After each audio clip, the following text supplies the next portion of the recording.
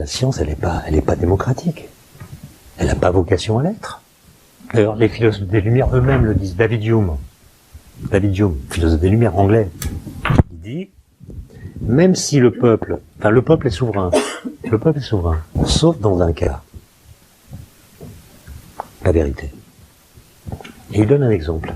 Il dit, si le peuple souverain décide que la Terre est immobile et que le Soleil tourne autour, ça n'empêchera pas la Terre de continuer à tourner autour du Soleil.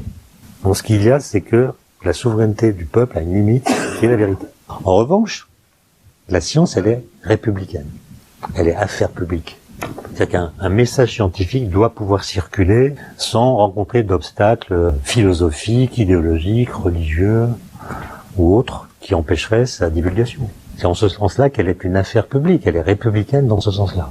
Mais comme je l'ai dit, la science, c'est pas du tout facile à partager, d'autant plus que aujourd'hui, à savoir qu'il y a une concaténation entre l'idée de liberté et l'idée de vérité.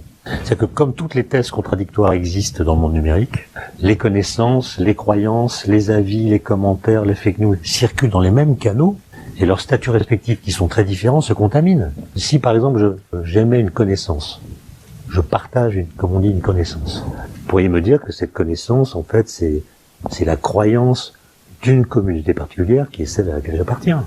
Et puis inversement, une croyance pourrait être présentée comme une véritable connaissance qui est injustement méprisée par les sachants. Donc la distinction entre croyance et connaissance s'étiole. Et tout le monde est perdu parce que toutes les thèses coexistent. Votre cerveau, il est incapable de faire le travail de scepticisme cognitif qu'on pourrait lui réclamer. Et donc il va déclarer vraies les informations dont il a envie qu'elles soient vraies.